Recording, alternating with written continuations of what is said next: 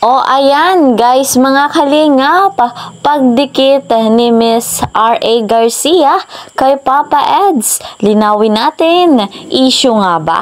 Sa inyo po bang palagay mga kalingap, bago natin tuluyang pag-usapan, isa munang magandang araw at gabi sa inyong lahat, saan mang sulok ng mundo. Special shoutout po sa mga EDSI supporters dyan. Mega love shoutout naman po sa lahat ng ka-member ko sa Karepa, Kalingap Reactor Partner, mga OFW silent viewers dyan. Mega love shoutout po. Aking hiling, patuloy nating suportahan si Kuya Val Santos Matubang at si Kalingap Rob. Kasama po ng kanilang may bahay, Ate Edna Vlogs and Jackie Tapia.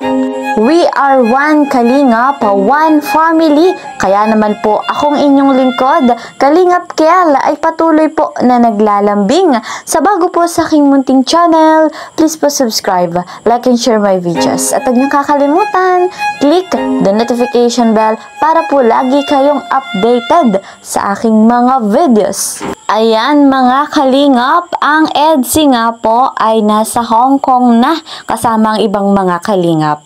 At syempre nag-e-enjoy na sila ngayon. At bago nga po sila lumipad ay nag-stop over nga po muna sila sa MOA at nagkaroon nga rin po ng meet and greet sa ibang fans ng EDSI. At ito pong si Miss R.A. Garcia ay naroon din po sa MOA. Si Miss R.A. ay isa din pong vlogger. R.A. Garcia, yung pangalan niya po sa YouTube niya.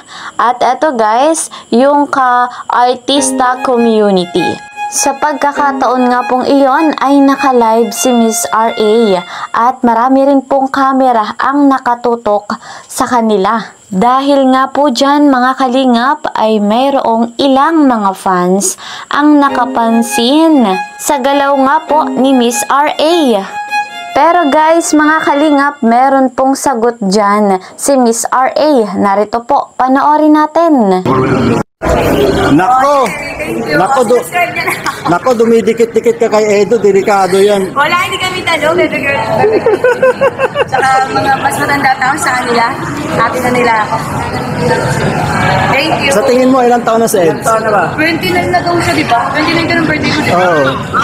Ayun naman pala mga kalingap, malinaw po yung sinabi ni Miss R.A. Hindi naman daw po sila talo. So, yun po yung ating paninindiganan. At syempre naman, malaki ang tiwala natin kay Miss R.A. Sa ganda niyang yon na hindi ba mapagkakatiwalaan. Malaki rin naman ang tiwala natin kay Papa Eds na hindi niya po lolokohin si Bibi Viancy. Sabihin na nating nagsiselos tayo sa ganong eksena.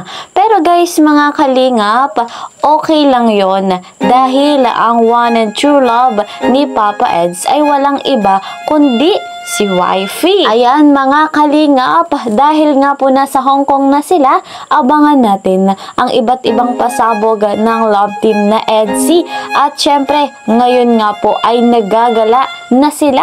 Waiting po tayo sa upload ni Kalingap Rob patungkol nga po sa love team na EDSI. Syempre, maganda po yan at kaabang-abang.